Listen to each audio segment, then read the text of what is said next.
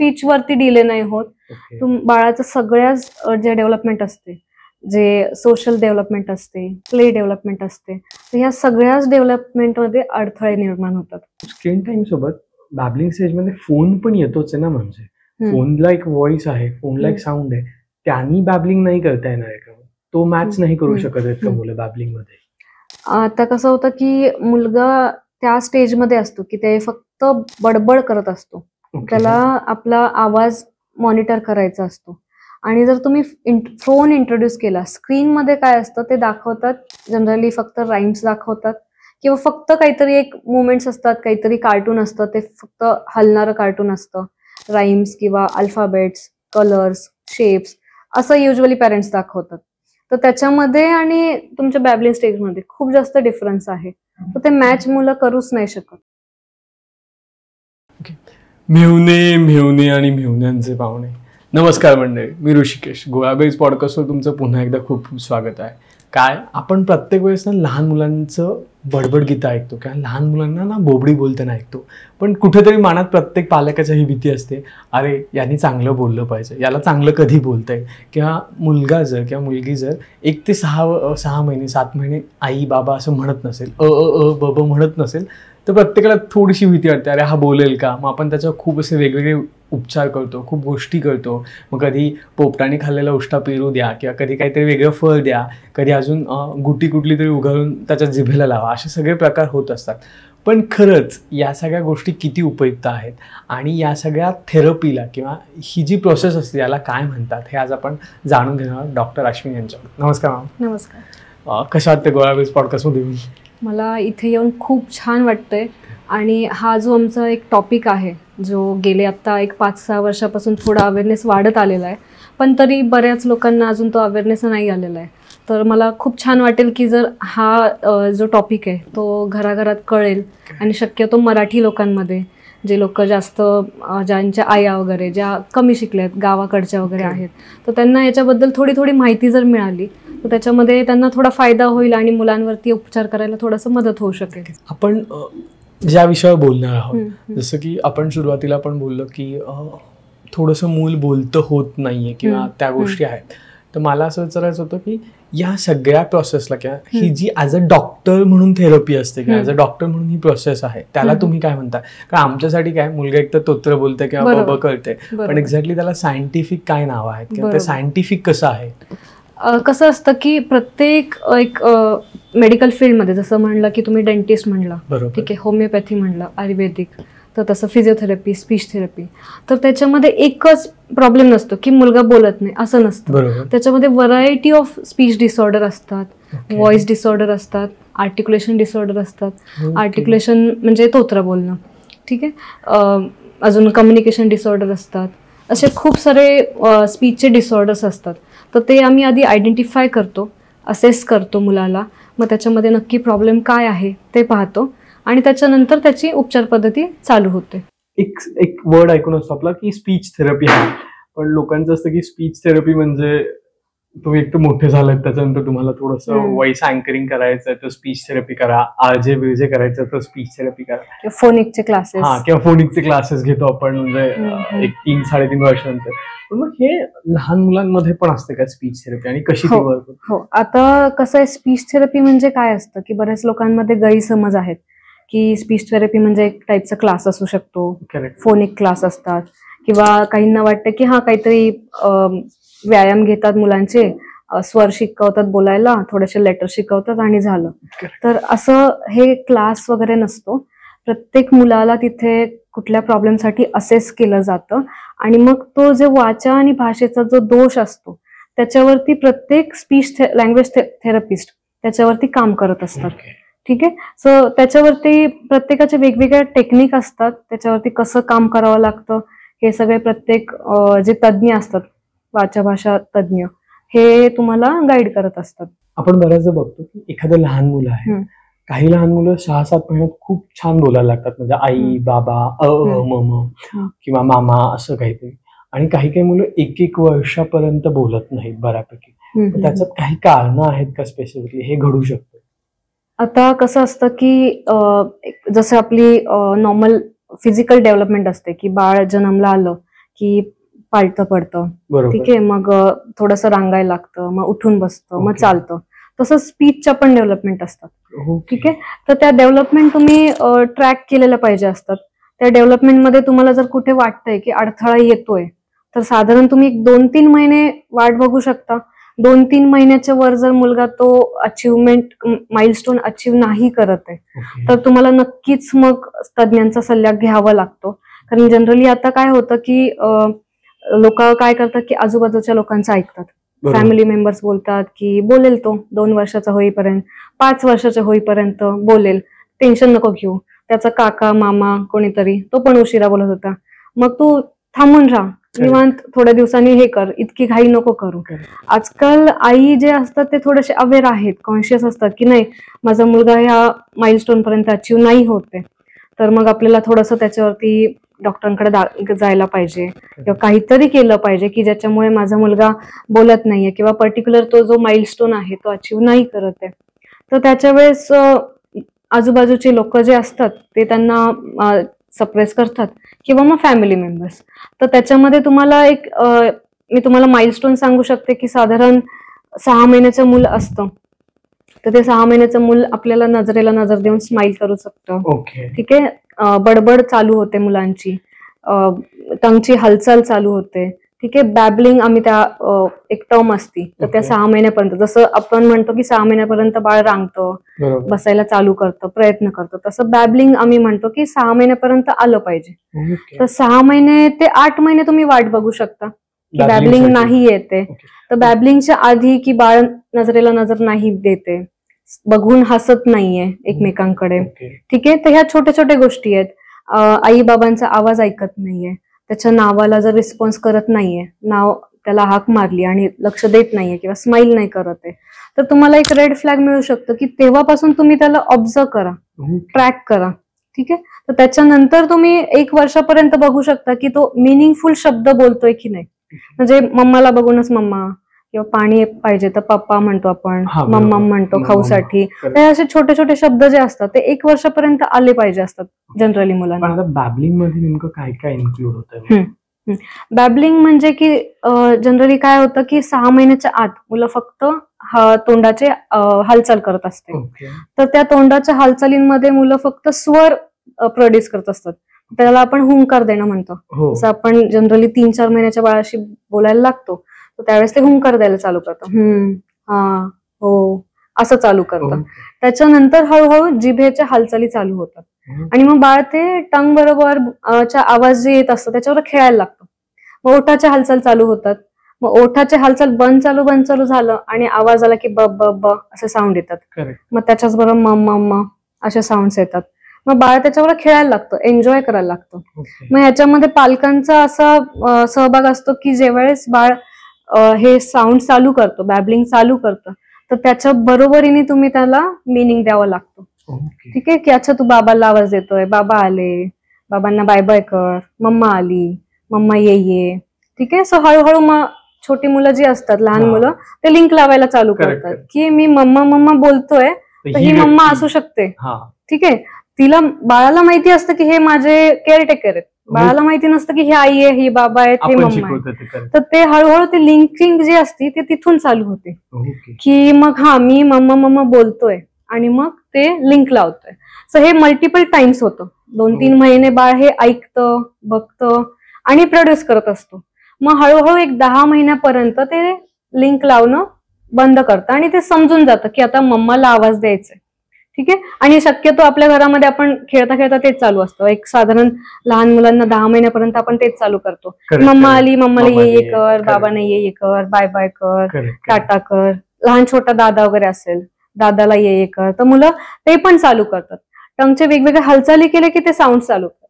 पण सुरुवातीला प ब म द हे साऊंड्स येतातच. त्याच्याबरोबर मग पापा, बाबा, मम्मा आणि दादा असे येतात, ठीक आहे. तर त्याला जर मिनिंग नाही लावलं तर ते 1 वर्षापर्यंत मिनिंगफुल शब्द नाही होत, ओके. आणि मग ते मिनिंगफुल शब्द झाले की मग हळूहळू त्यांची प्रोसेस चालू होते लिंक लावायची. अजून मग आता 1-2 शब्द शिकलोय मी, मग अजून काय शिकू शकतो, मग अजून अटेन्शन वाढतं मुलांचं, क्युरिओसिटी वाढते आणि मग ते हळूहळू शब्द शिकतात.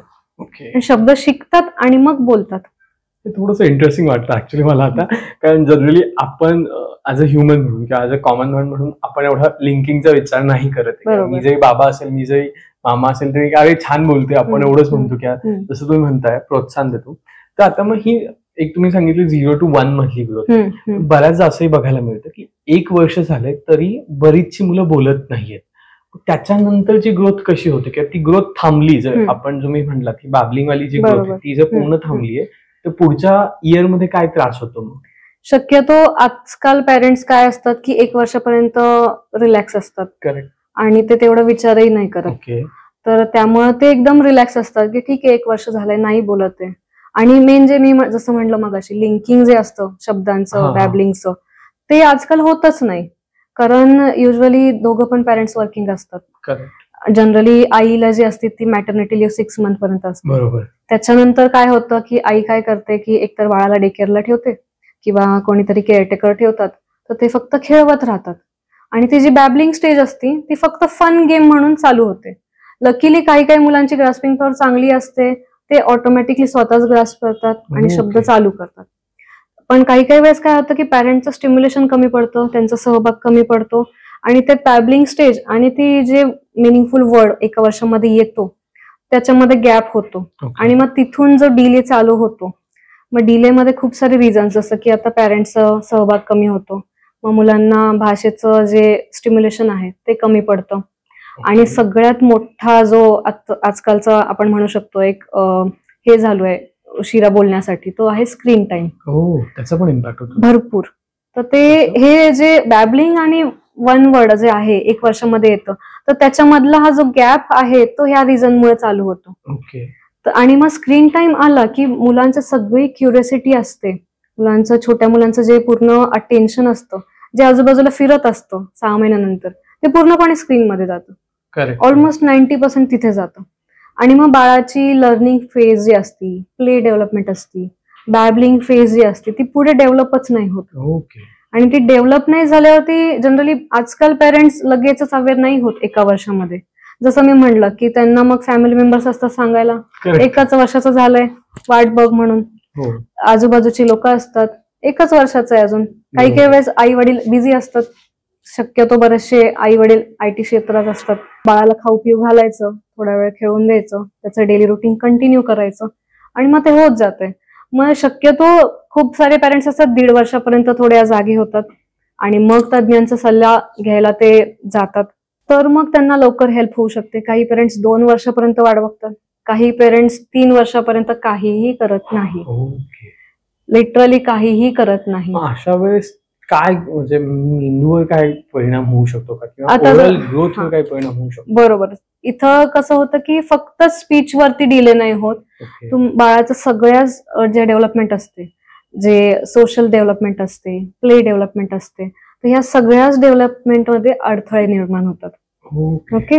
आणि मग त्या अडथळ्यांबरोबर काही काही मुलांना सिम्पटम्स पण वेगवेगळे चालू होतात, जसं की ऑटिझम.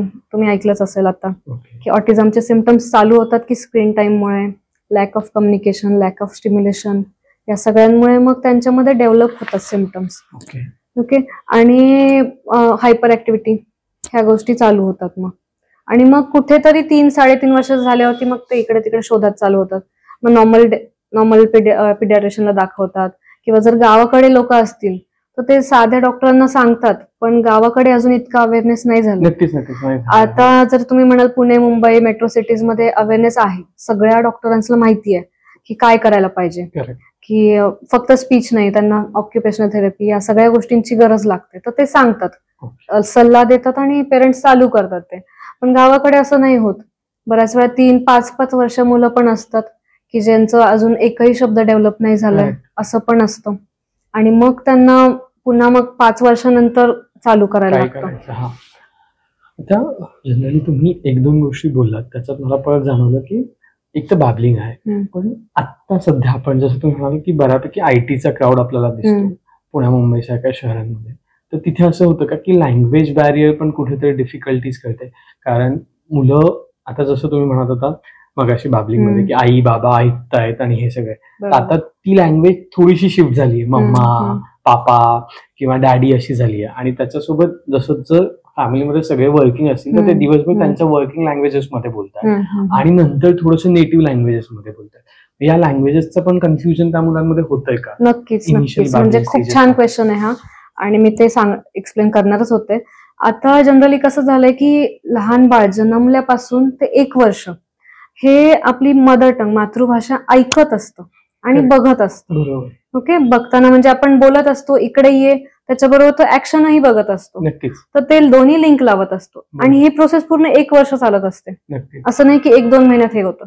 1 वर्ष ऐकून घेतल्यावरती ते इम्प्लिमेंट करायला चालू होतं.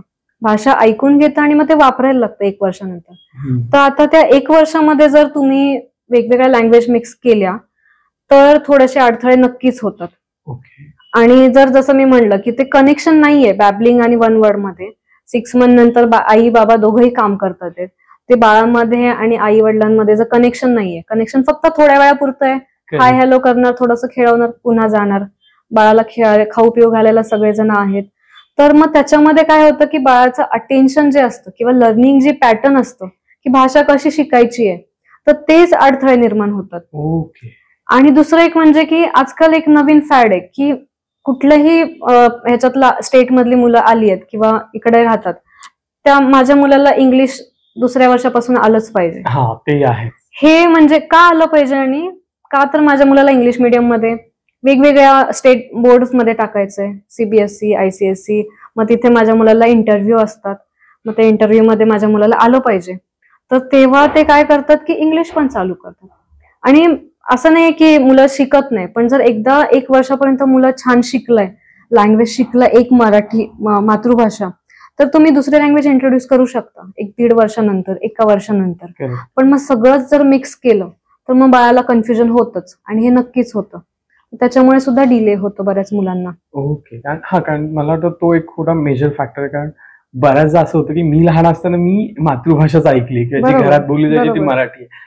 आज जनरली घरामध्ये खूप मिक्स भाषा बोलल्या जातात. जर तुम्ही मराठी जरी क्राऊड असाल किंवा नॉन मराठी जरी असाल, कधी इंग्लिश होते, कधी हिंदी होते, कधी एकदम तुम्ही जी नेटिव्ह भाषा बोलताय, ज्या गावातून आली त्यातली बोलली जाते, तर तेवढं मिक्सअप आहे आणि ते नक्कीच म्हणजे इम्पॅक्ट करत असतं. पण आता या सगळ्या सोबतच मग असं काही केलं पाहिजे किंवा आता आपण जसं बोलतोय तसं मला आठवतंय की बोबडं बोलणं, तोतरं बोलणं, ह्या सुद्धा खूप कॉमन गोष्टी असतात लहान मुलांच्या, आणि पॅरेंट पण त्याला अरे तो बोलतोय काहीतरी म्हणून त्या उत्साहात देतात की अरे चल, मग आपण पण म्हणतो मामा मामा मामा या आई आई आई असं थोडंसं तोतरं बोलतो. मग ते कितपत योग्य आहे आणि त्याला कसं केलं पाहिजे?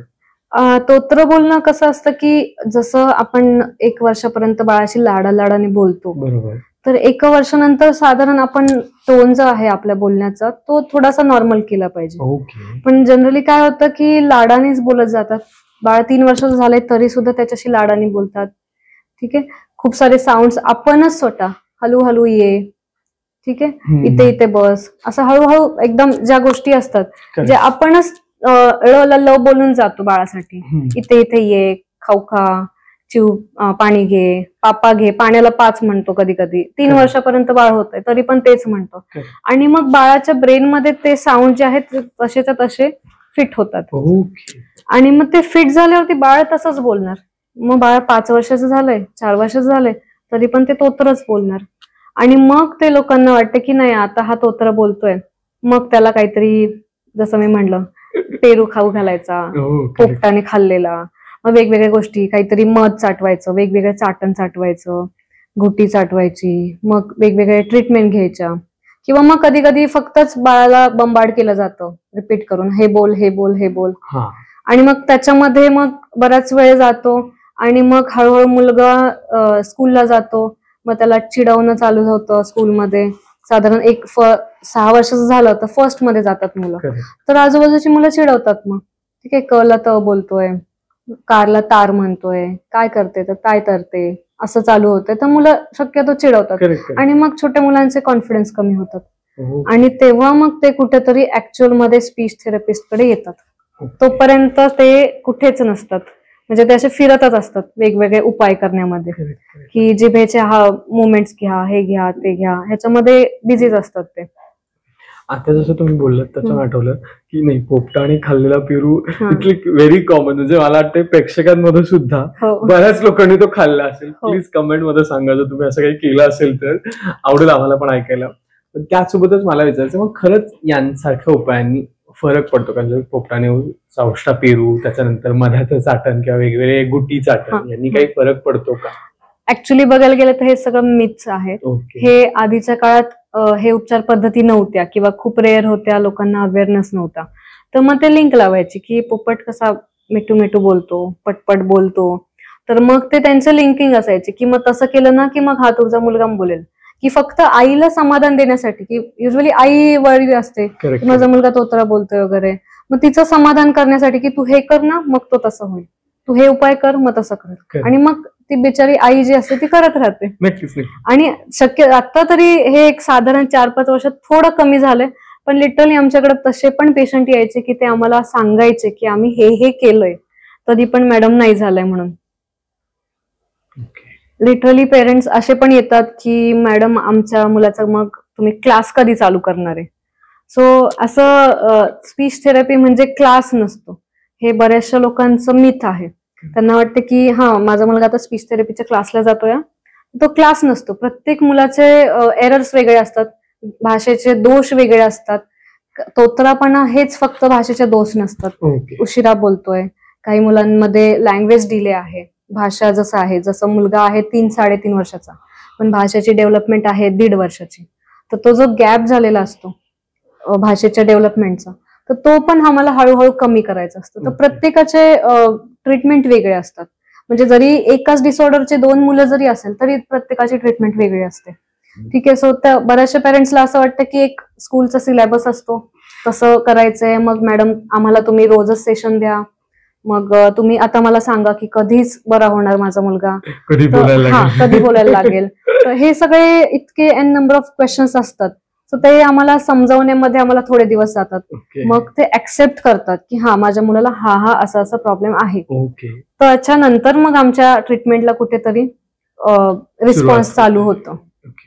आता जनरली तुम्ही बोलता बोलता 1-2 गोष्टी पुन्हा बोलून गेलात की लँग्वेज मध्ये पण किंवा स्टेजेस आहेत काहीतरी, त्या स्टेजेस कुठल्या आहेत किंवा त्या कशा आहेत? जसं की काही मुलांचं जसं आपण म्हणलं की लँग्वेज डिले असतो किंवा मुलं उशिरा बोलतात, तर त्याच्यामध्ये आम्ही शक्यतो भाषा चेक करत असतो, भाषेचं असेसमेंट करत असतो की मुलाला भाषा कुठल्या एज पर्यंत येते, समजते.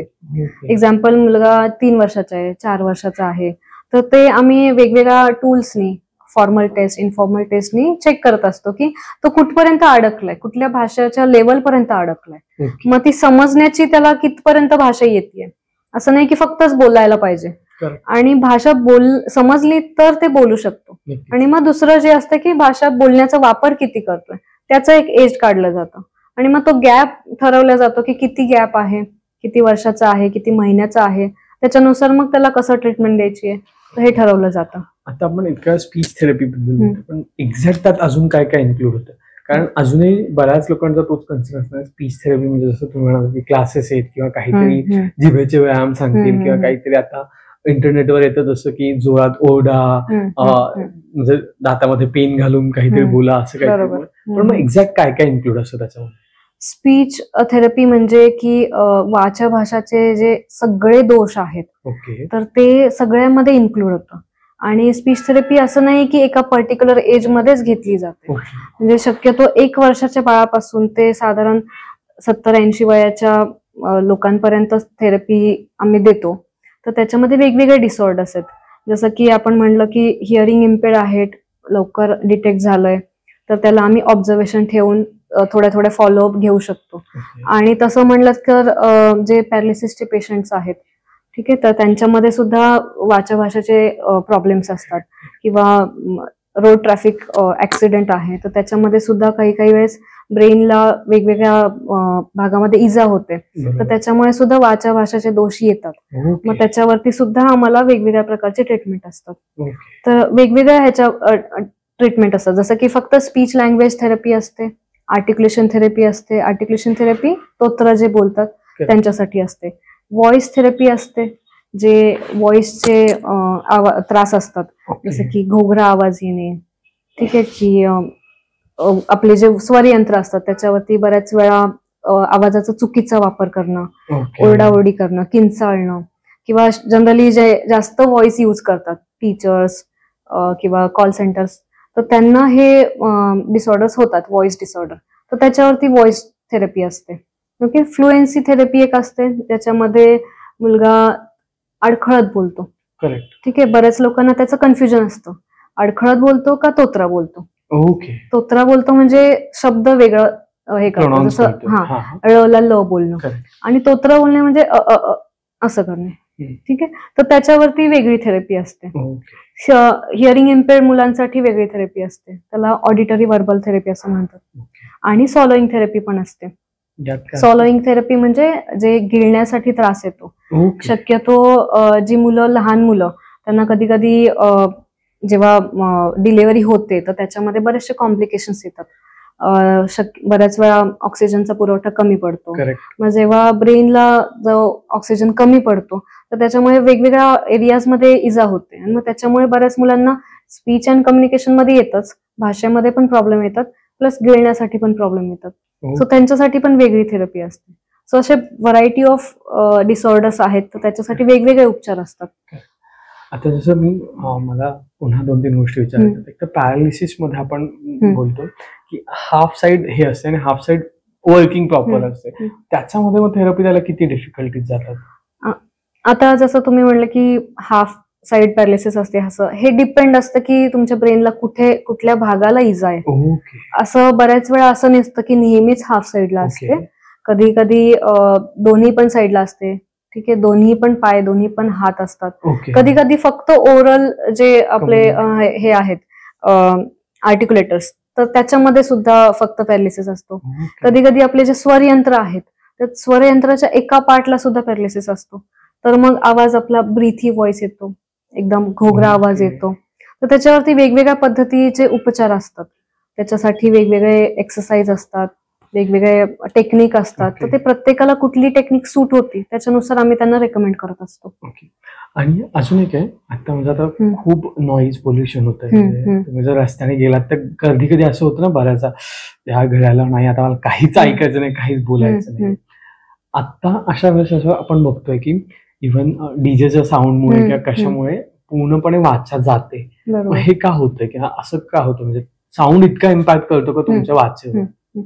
वाचा कधी जाते, जर तुमचं हिअरिंग पूर्णपणे डॅमेज झालं आणि तुम्ही लॉंग टर्म पर्यंत ते रिपेअरच नाही केलं, म्हणजे पूर्ण 100% दोन्ही कानांमध्ये गेलं तर वाचा जाते.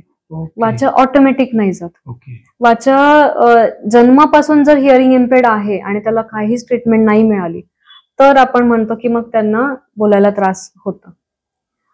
आणखीन एक बरेचसे गैरसमज असतात की स्पीच थेरपी म्हणजे त्यांना वाटतं की तुम्ही खाणाखुणा करून शिकवता का, साईन लँग्वेज करून शिकवता का, तर तसं नसतं.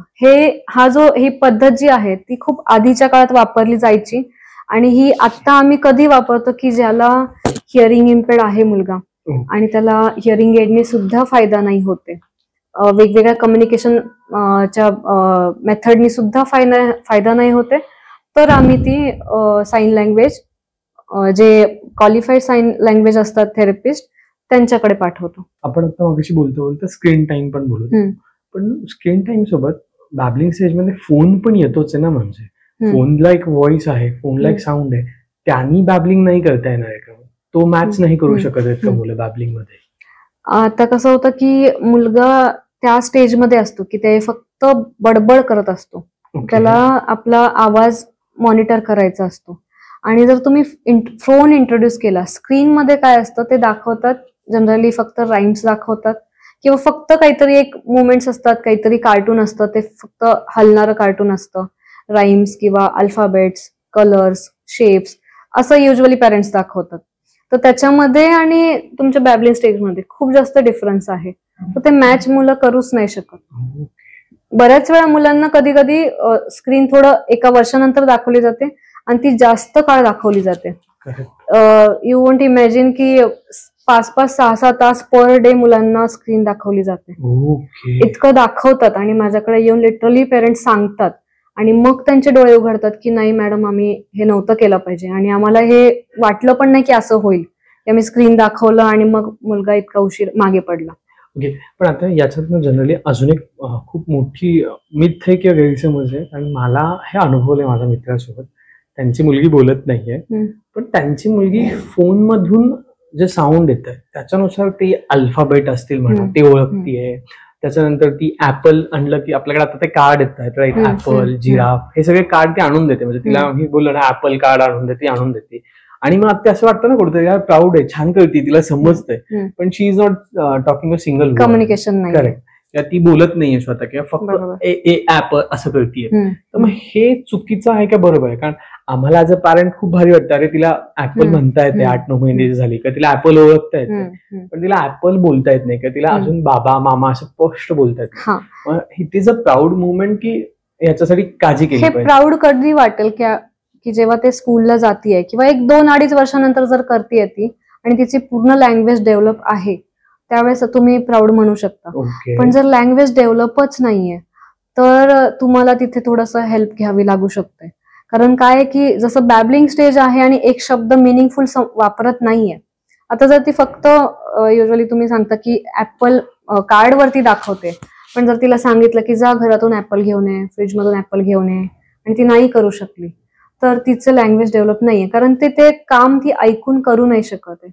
ओके, सेम गोष्ट वेगवेगळ्या गोष्टींमध्ये, जसं अल्फाबेट शिकतात मुलं, नंबर शिकतात, कलर शिकतात, पण जर म्हणलं तुला कुठल्या कलरचा ड्रेस घालायचा आहे, तुला हे खायचंय का, जा 1 स्पून घेऊन ये किंवा 2 बाउल घेऊन ये, तर मग तिथे यूज नाही करू शकत, तर मग त्या नंबर्स, कलर्स, अल्फाबेटचा यूज नाही.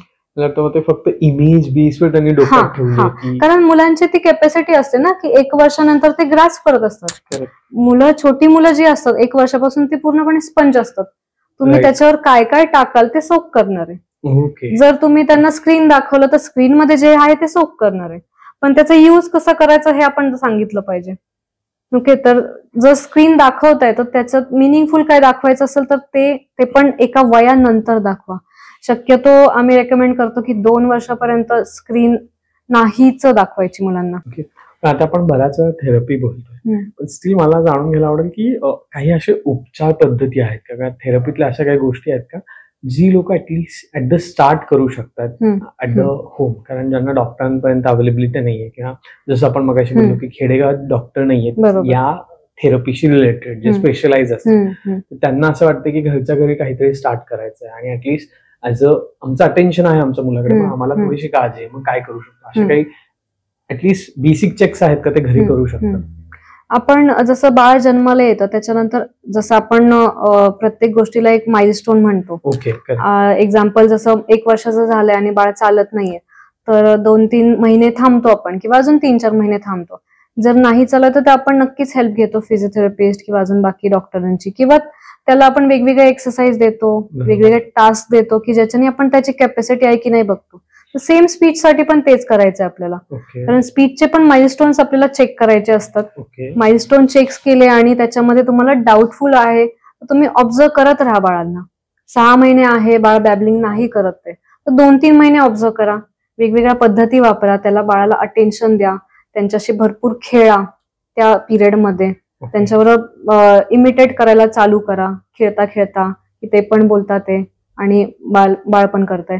शक्यतो 8-9 महिन्याच्या बाळांना आपण बरेचसे मिमिक करायला शिकवतो, बुबूचा आवाज, म्याव कशी करते, किंवा आपण छोटे छोटे गाणी, इथे इथे नाच रे मोरा, ऍक्शननी हे चालू करतो. तर हे जर मुलगा ग्रास्पच नाही करत आहे, ऍक्शन नाही शिकत आहे, किंवा आपण आवाज देतोय तरी लक्ष देतच नाहीये, तर तिथे तुम्ही रेड अलर्ट आहे की तुम्हाला तज्ञांची हेल्प घ्यावीच लागेल. तर तिथे तुम्हाला तज्ञ भेटून तुम्हाला अजून गाईड करू शकतात की नक्की मुलांना असेस केलंय का, नक्की काय प्रॉब्लेम आहे, वेगवेगळ्या तपासण्या कराव्या लागणार आहेत की नाही, किंवा वेगवेगळ्या तज्ञांची हेल्प घ्यावी लागेल की नाही. कारण या गोष्टींमध्ये फक्त स्पीच थेरपीचा वाटा नसतो, हे ऍज अ टीम वर्क असतं. टीमवर्क मध्ये बरेचसे पेडियाट्रिशियन असतात, ऑक्युपेशनल थेरपिस्ट किंवा स्पेशल एज्युकेटर्स, असे सगळे टीम मेंबर्स मिळून त्याच्यावर काम केलं जातं. आणि सगळ्यात मोठं जे काम असतं ते पेरेंट्सचं असतं, कारण जे सगळे तज्ञ जे आहेत ते फक्त गाईड करणार आहेत. ओके, आणि असे जे गोष्टी असतात त्याच्यावरती कुठलंही औषध असं नसतं, की बाबा चला बोलत नाहीये, तुम्हाला हे औषध रेकमेंड केलंय, आता 3-4 महिन्याने बोलून जाईल बाळ. तर तसं काहीच नसतं. युजली माझ्याकडे पेरेंट्स येतात, 5-5 वर्ष 6-6 वर्षाचे मुलं असतात आणि लिटरली त्यांची लँग्वेज जी असते 1 किंवा 1.5 वर्षाचीच असते. मिनिंगफुल वर्ड्सही नसतात. And just because of screen time हा इतका असतो त्यावेळेस सुद्धा.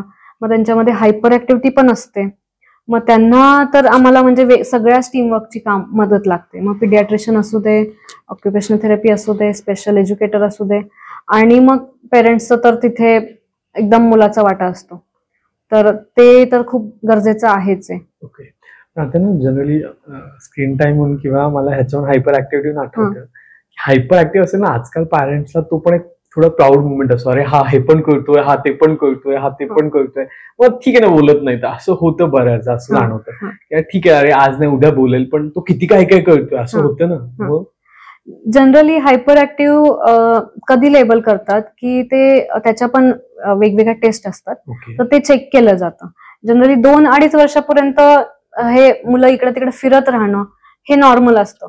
पण आपण जर आवाज देतोय किंवा त्याला काहीतरी काम सांगतोय, इकडे ये, हे घेऊन जा, हे बाबांना दे, हे तिकडे ठेव, हे फॉलोच नाही करू शकत आहे.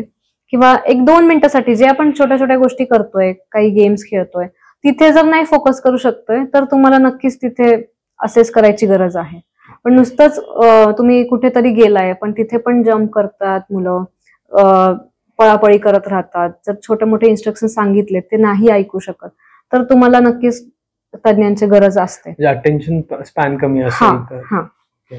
पण 2 वर्षापर्यंत मुलं फिरत असतात, पण दॅट इज नॅचरल की फिरतात आहेत, पळतात आहेत, की त्यांचं नेचर असतं. 2 वर्षापर्यंत मुलं एक्सप्लोर करत असतात, इथे जायचं, हात लावायचं. पण जर ते फक्तच उड्या मारतात आहेत रिपीटेडली एकाच वस्तूवरती आणि आवाज दिला तरी लक्ष नाही देते, तर मग तुम्ही ते रेड अलर्ट म्हणू शकता आणि मग जाऊ शकता तुम्ही तज्ञांकडे. आता जनरली पॅरेंट्सनी खूप ऍक्टिव्ह असावं असं सांगितलं तुम्ही, पण आता पॅरेंट्सचा खूप मोठा पुन्हा प्रश्न असतो किंवा बऱ्याच पॅरेंट्सला हा प्रश्न पडलेला असेल की ऍक्टिव्ह असं म्हणजे आम्ही काय करावं, आम्ही काय 24 तास मुलांना घेऊनच बसावं का, 24 तास त्यांच्याशीच बडबड करावी का, आमची कामं सोडून द्यावीत का. हे प्रत्येक म्हणजे किंवा एक 90 म्हणा किंवा एक 60-70% पॅरेंटचं असतं असं मत. आता आम्ही काय केलं पाहिजे ऍक्टिव्ह असं, आम्ही तर त्यांना घेऊन चाललोय मेडिकल डॉक्टरकडे किंवा काय काय. ऍटलीस्ट ऍक्टिव्ह म्हणजे नेमकं काय केलं पाहिजे पॅरेंट्सनी त्यांच्या पूर्ण डेली रुटीन मध्ये मुलांना सगळ्या गोष्टींमध्ये इन्व्हॉल्व्ह केलं पाहिजे. म्हणजे आजकाल कसं आहे ते थोडं फॅन्सी सगळ्या गोष्टी पाहिजे असतात लोकांना. फॅन्सी खेळणी पाहिजे असतात, फॅन्सी स्कूल पाहिजे असते, सगळ्या गोष्टींमध्ये एका दुसऱ्यांचं बघून बघून ते पाहिजे असतं. तर तुम्ही नॅचरल गोष्टींमध्ये सगळ्यामध्ये इन्व्हॉल्व्ह करा. म्हणजे 1 वर्षाच्या 1.5 वर्षाच्या मुलांपासून तुम्ही सगळ्यामध्ये हे करा. युजली पेरेंट्स काय करतात, नाही तो लहान आहे मग त्यातला याच्यात नको. म्हणजे लिटरली 2-3-3, 4-4 वर्षाची मुलं असतात की त्यांना आपण काय खातोय हे माहिती नसतं आणि त्यांना अवेअरही नसतं. पण जर बुकमध्ये दाखवलं तर हे ऍपल आहे, हे पोटॅटो आहे, हे कांदा आहे, हे सगळं माहिती असतं.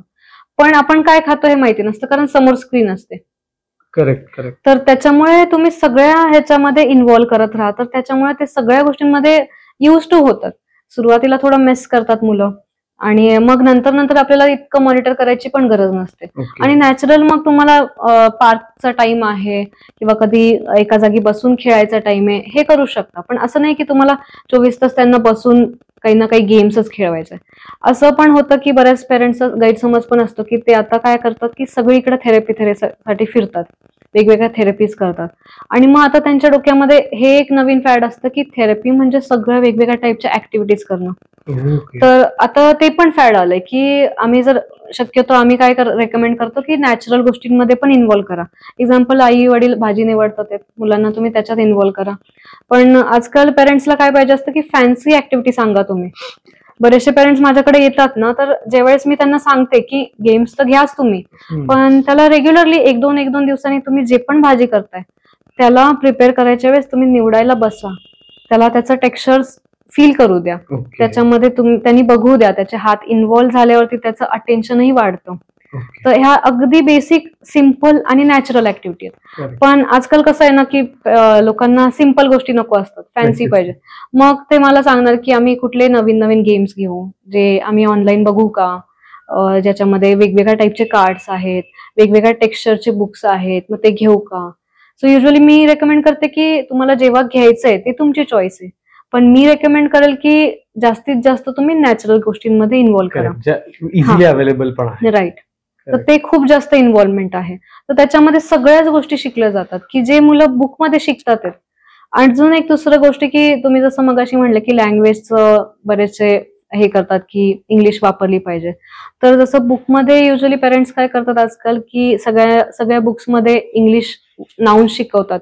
मग त्याच्यात व्हेजिटेबल्स, फ्रुट्स, व्हेइकल्स, ॲनिमल्स हे सगळं इंग्लिशमध्ये शिकवतात. ओके, शिकवतात. आणि मग आपण घरी बोलताना तर आपण असंच बोलतो ना की वांग्याची भाजी केली आहे, आपण वांग्याची भाजी खाऊया, पण आपण असं नाही म्हणत की मी ब्रिंजलची भाजी केली आहे. नाही, कोणीच नाही. हो ना. तर मग तसं होतं की मग जर मी विचारलं कधी स्टार्ट करतो आम्ही थेरपी, तर इन जनरल गप्पा मारतो छोट्या मुलांवर. मग तू आज काय खाल्लं, मग कोणती भाजी खाल्ली, तर मग त्यांना सांगता नाही येत. मग आईच तिकडनं बोलते त्याला माहिती नाही हो, त्याने वांग्याची भाजी खाल्ली आहे, पण आम्ही त्याला ब्रिंजल शिकवलंय बोलायला. तर असं कन्फ्युजन हे मुलांमध्ये कायम असतं, कायम.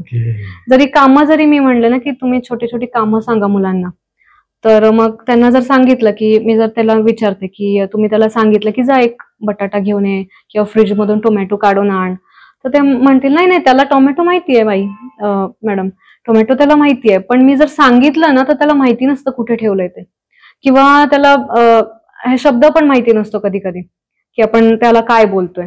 पण बुकमध्ये माहिती असतं किंवा स्क्रीनमध्ये माहिती असतं. सो हे पण कन्फ्युजन मुलांमध्ये खूप होतं आणि मग मुलांमध्ये अडथळे तर येतातच, भाषेमध्ये सुद्धा आणि स्पीचमध्ये सुद्धा. जस्ट हे सगळं ऐकून मला असं वाटतं की जस्ट ते फिजिकली किंवा व्हर्च्युअली ज्या गोष्टी सांगतात त्याच्यावर आपण डिपेंड नाही राहिलं पाहिजे. बरोबर. जी ओव्हरऑल आपण डेव्हलपमेंट करतो जशी आपली झाली लहानपणामध्ये, आपण जसं पडलोय, धडपडलोय, लागलोय आणि शिकतोय तसं व्हायला पाहिजे थोडंसं, जे आपल्या मुलांमध्ये थोड्या प्रमाणात कमी होतंय नक्कीच. आणि आपलं ते पण झालं की जसं तुम्ही मगापासून म्हणताय पॅरेंट्स फॅन्सी हवंय, तर थोडंसं झालंय आय गेस पॅरेंट थोडे ओव्हर प्रोटेक्टिव्ह पण झालेले आहेत, ओव्हर ऍक्टिव्ह झालेले आहेत पॅरेंट सुद्धा. त्यांना पण असं वाटतं की नाही आज मला जर ₹1,00,000 मिळतात तर उद्या माझ्या मुलाला तसं काहीतरी मिळायला हवं, त्यासाठी मी सगळं करेल किंवा ते आहे.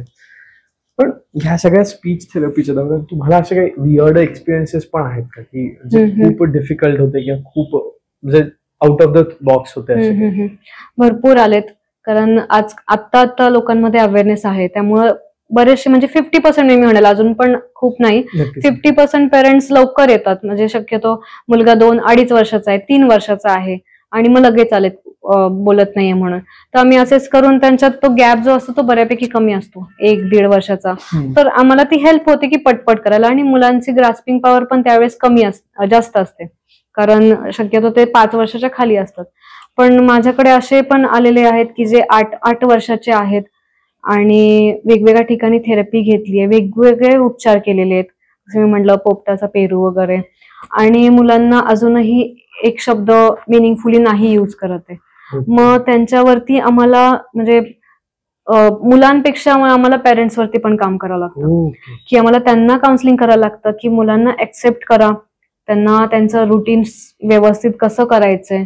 कारण काय होतं की जर मुलगा 5 वर्षानंतर झालाय तर त्याच्यानंतर त्यांची जी ब्रेनची जी डेव्हलपमेंट असते ती 5 वर्षामध्ये जास्त होती आणि खूप फास्ट होते. 5 वर्षानंतर थोडी स्लो होते. तर त्यावेळेस मग आम्हाला त्याच्यावरती काम करायला टीमवर्क तर लागतंच, आणि पॅरेंट्सलाही खूप जास्त काउन्सिलिंग करावं लागतं, की मुलाचं समज पण कमी असते. मग त्याच्यामुळे भाषा जे असते युजली पॅरेंट्सला वाटते की नाही त्याला सगळं कळतंय, कारण तो करत असतो डेली रुटीनची कामं. पण मुलं जी असतात ती बघून डेली रुटीनची कामं करतात. सकाळ झालीये, ब्रश करायचंय, नंतर ब्रेकफास्ट करायचंय, रात्रीचं जर जेवणाचं तयारी करत असेल आई तर त्याला माहिती असतं की जेवणाचा टाइम आहे. पण जर तुम्ही त्याला आवाज दिला की चल जेवायला चल, हे घेऊन ये, तर मग नाही करू शकत. सो ह्या गोष्टींवरती वेगवेगळ्या टेक्निक अप्लाय करून मुलांना कुठली सूट होतीये ते बघून मग मला हळूहळू पुढे जावं लागतं. आता आपण एवढं थेरपी बद्दल बोलतोय तर मला एक जनरल पुन्हा प्रश्न येतो की ही थेरपी किती दिवस घेतली पाहिजे? म्हणजे जर मी 3 वर्षाचा सुरू करतोय तर किती दिवस, किंवा मी 5 वर्षानंतर सुरू करतोय तर किती दिवस? कारण बोलता बोलता तुम्ही एकदा दोनदा पण बोलला की पॅरेंट 4-4, 3-3 वर्ष घेतात थेरपी किंवा घेतली जाते आणि काहीच इम्पॅक्ट नाही. काय काय युजली कसं असतं की आपण नेहमी म्हणतो की prevention is better than cure. Correct. तर ते स्पीच थेरपीमध्ये होत नाही. प्रिव्हेन्शन घेतलंच नाही जात, आणि मग त्यावेळेस आम्ही शक्यतो हे प्रेडिक्ट करतो की अर्ली इंटरव्हेन्शन हे बेटर आहे. Correct. जेवढं लवकर डिटेक्ट होऊ तेवढं आपल्याला लवकर प्रोग्रेस मिळते. Correct. पण बऱ्याच वेळा तेही नाही होत. आता बऱ्याच वेळा पेरेंट्स काय करतात की आता अवेअरनेस झालंय पण पेरेंट्स इतके नॉलेजेबल नाहीयेत की तुम्ही योग्य माणसांकडे जातायत की नाही, योग्य Okay. तज्ञांकडे. आता जसं लांब लांब गावाला राहतात तर तिथे बऱ्याच वेळा क्वालिफाईड थेरपिस्ट आणि जे डॉक्टर असतात तर काही काही वेळेस असं असतं की कोणी पण छोटं मोठं शिकवतात आहेत की काही काही लोकांना फसवलं पण जातं की Okay. आपण फक्त तोंडाचे व्यायाम घेऊया मग तुमचा मुलगा बोलून जाईल. Okay. आणि रोज थेरपीला बोलवतात. Okay. रोज थेरपी घेऊन घेऊन त्यांच्यामध्ये पेरेंट्स तर काही काम नाही करत. आणि मग जो लर्निंगचा फेज असतो, जे वय असतं मुलांचं 5 वर्षाच्या आधी त्यांनी शिकलं पाहिजे ते निघून जातं. आणि मग पेरेंट्सचं पेशन्स पण कमी होतं की अरे आम्ही इतके दिवस थेरपी घेतोय काय आणि झालं? रिस्पॉन्स नाही होते. आणि मग हळूहळू ते जसं मोठ्या मोठ्या सिटीमध्ये येतात, पुणे मुंबई, मग ते जरा थोड्या तज्ञांकडे दाखवतात आणि मग त्यांना प्रॉपर गायडन्स मिळाल्यावरती थोडंसं हेल्प होते. पण ते जे आम्हाला जो टाइम जातो त्याच्यामध्ये तो Correct. खूप कमी असतो मग त्यावेळी. Okay. म्हणजे पण तरी ड्युरेशन काय असावी? हा, जेव्हा आता युजली नॉर्मल हा. पेशंट्स आमच्याकडे येतात तर त्यावेळेस आम्ही असेस करतो त्यांना. Okay. असेस केल्यावरती त्यांच्या ह्याच्यामधला गॅप चेक करतो की ऍक्च्युअल मध्ये त्यांचं वय किती आहे आणि त्यांचं गॅप हा भाषा समजायचं, भाषा वापरायचं वय किती आहे. Okay. ते गॅप नुसार आम्ही थेरपी ठरवतो. ठीक आहे, गॅप खूप जास्त असेल तर शक्यतो आम्ही आठवड्यातून 3दा सांगतो. रोज थेरपी अशी नसते कारण तो क्लास नसतो. ओके. त्यामुळं आम्ही शक्यतो 3दा सांगतो, काहींना आठवड्यातून 2दा सांगतो, काहींना 1दा पण सांगतो. 1दा सुद्धा सफिशियंट असतं. म्हणजे जसं तुम्ही म्हणाल की पॅरेंट इन्व्हॉल्वमेंट खूप जास्त खूप मॅटर जास्त. करते किंवा फॅमिली बरोबर. इन्व्हॉल्वमेंट खूप मॅटर Right. करते. बोलता बोलता पुन्हा एकदा बोललात की prevention is better than cure. हा, म्हणून हा मला प्रश्न सुचलाय की जे न्यूली पॅरेंट होणार आहे किंवा हा, ज्यांचं बेबी आता बरोबर. 3 महिन्यातच आहे बरोबर. त्यांच्यासाठी जर काही प्रिकॉशन्स घ्यायचे किंवा हो. त्यांना आत्ताच एफर्ट्स काही घ्यायचे तर ते कुठले घेऊ शकतात किंवा काय अशा गोष्टी हा. आहेत त्या करू शकतात? खूप चांगला क्वेश्चन घेतलाय आणि ते खूप मला आवडेल ते सांगायला कारण हे खूप जास्त इम्पॉर्टंट आहे. तर तुम्ही बाळ जन्मल्यापासून जर त्याच्याशी टॉकेटिव्ह राहिलायत, तुम्ही त्यांच्याशी कनेक्शन बनवताय तर ते खूप इम्पॉर्टंट असतं. जनरली आजकाल काय होतं की न्यूली मॅरिड पण असतात, ते काम करत असतात, वर्किंग असतात आणि मग त्याच्यानंतर त्यांना ते प्लॅन करतात बेबीसाठी प्लॅन करत असतात पण पूर्ण माइंड जे असतं ते पूर्ण त्यांचं करिअर ओरिएंटेड असतं. ओके. सो ते बाळाबरोबर इतकं कनेक्ट नाही होत आणि त्यांचं अझम्पशन असं असतं की ठीक आहे 6 मंथ पर्यंत बाळाला फीड करायचं, झोपवायचं, क्लिनिंग करायचं एवढंच त्यांच्या डोक्यामध्ये असतं. ते 6 मंथच्या आधी पण तुम्ही खूप जास्त गोष्टी करू शकता. 3 मंथ पर्यंत तुम्ही त्यांच्याशी, जसं आपण युजली आपल्या बरोबर तेच झालेलं आहे की बाळाशी खूप जास्त गप्पा मारल्या जायच्या. 2 महिन्यापर्यंत बाळ आपल्याला नजर द्यायला लागतं, छान छान थोडं थोडं हसायला लागतं, हुंकार द्यायला लागतं. तर तेव्हापासून तुम्ही ते बाळाला कनेक्ट करू शकता, बाळाची प्रोग्रेस ट्रॅक करू शकता आणि 6 महिन्यापर्यंत तुम्हाला तेव्हा सुद्धा डाऊट आला तेव्हा सुद्धा तुम्ही कन्सल्ट करू शकता तज्ञांना की बाबा माझं बाळ नजर नाही देते किंवा बघून हसत नाहीये, हुंकार देत नाहीये. तेव्हा सुद्धा तुम्ही जर आला ते सुद्धा अर्ली इंटरव्हेन्शन म्हणू शकतं आणि त्याच्यामध्ये खूप पटपट इम्प्रुव्हमेंट होऊ शकते. जर काही टेस्टमध्ये जर असू शकतं की काही अडथळे आहेत, कुठल्या गोष्टींमुळे होतात तर ते खूप पटकन कव्हर होऊ शकतं. तर हे खूप जास्त इम्पॉर्टंट आहे की तुम्ही पहिल्या 6 महिन्यांमध्ये तेवढंच इंटरॅक्टिव्ह राहा जेवढं नंतर राहणार आहे. असं नाही समजायचंय की बाळ छोटंच आहे, 6 महिन्याचं, त्याला काही बोललं तरी कळत नाही. जसं आपल्या लहानपणी ते झालंय, काही पण असू द्या, बाळ जन्मलंय तरी त्यांचे आजी आजोबा त्यांच्याशी भरपूर गप्पा मारायचे. आपल्याकडे खूप बरोबर. तर त्याच्यामुळे बाळ ते कंटिन्युअस अटेन्शन द्यायला तेव्हापासून चालू करतं. म्हणजे 6 महिन्यामध्ये ते झालंच नाही तर मग बाळ अटेन्शन नाही देत. जसं आता आपण एकमेकांशी बोलतोय तर आपण आय कॉन्टॅक्ट देऊन बोलतो, तर तेच डेव्हलप नाही होत त्यावेळेस. तर तेव्हापासून तुम्ही स्टार्ट करू शकता. नंतर 6 महिने जसं मी म्हणलं की बॅबलिंग करतोय की नाही, मग बॅबलिंग नंतर हळूहळू छोटे छोटे शब्द बोलायला चालू करतोय की नाही, आपल्या बरोबर ऍक्शन्स, कुत्रा, चिव, मांजरचे आवाज हे सगळं करतोय की नाही. तर हे असं हळूहळू ट्रॅक केलं तर आपल्याला ते न्यूली पॅरेंट्सला हेल्प होऊ शकते की नक्की आहे की नाही प्रॉब्लेम आहे, तर मग आपण थोडं कधी थांबायचंय, कधी तज्ञांची हेल्प घ्यायची आहे, तर ते त्यांना हेल्प होऊ शकतं. 1-1.5 वर्षापर्यंत तर जर न्यूली पॅरेंट्सनी हे जर फॉलो केलं तर मी म्हणते की अर्ली इंटरव्हेन्शनला नक्कीच फायदा होईल. वाटतंय तुमचं खूप खूप धन्यवाद डॉक्टर अश्विनी, कारण तुम्ही इथे आलात आणि हा एक वेगळा टॉपिक आहे ज्याच्यावर तुम्ही प्रकाश पाडलात असं म्हणून, किंवा वेगळ्या गोष्टी डिस्कस केल्यात. कारण जनरली या गोष्टींवर नाही बोललं जात सामान्य मराठी फॅमिलीजमध्ये, किंवा या गोष्टी माहितीच नसतात. म्हणजे आमच्यासाठी एक तर तो सगळ्यांसाठी आनंदाची फीज असते की घरात बाळ आलंय आणि मग त्याच्या आनंदात बऱ्याचशा वेगवेगळ्या गोष्टी केल्या जातात. पण जसं तुम्ही म्हणालात या गोष्टी थोड्याशा मिस आउट होत आहेत किंवा त्या गोष्टींकडे तितकंसं लक्ष दिलं जात नाही. आणि ज्यावेळेस पुण्या मुंबई सारख्या शहरांमध्ये दोघे वर्किंग कपल आहेत, आई किंवा बाबा कोणीतरी असतात बाळ सांभाळायला किंवा मग डे केअर मध्ये असतात, त्यावेळेस अजून हा कनेक्ट सुटतोय किंवा ह्या गोष्टी सुटतात आणि more attention to the schooling किंवा पुस्तकी गोष्टींकडे किंवा व्हर्च्युअल गोष्टींकडे दिलं जातं. तुम्ही त्या आलात आणि त्या सांगितलं की आणि छोट्या छोट्या गोष्टींमध्ये आपण त्या कशा आजच्या करू शकतो तेही सांगितलं. त्याच्याबद्दल खरंच तुमचं धन्यवाद. त्याचबरोबर हा एपिसोड तुम्हाला कसा वाटला ते कमेंटमध्ये लिहायला विसरू नका. तुमच्या लहानपणी बाबलिंग स्टेजमध्ये तुम्ही काय काय गमती केलं त्याही जर तुम्हाला आठवत असेल तर नक्की कमेंटमध्ये लिहा. भेटूयात पुढच्या एपिसोडमध्ये. धन्यवाद.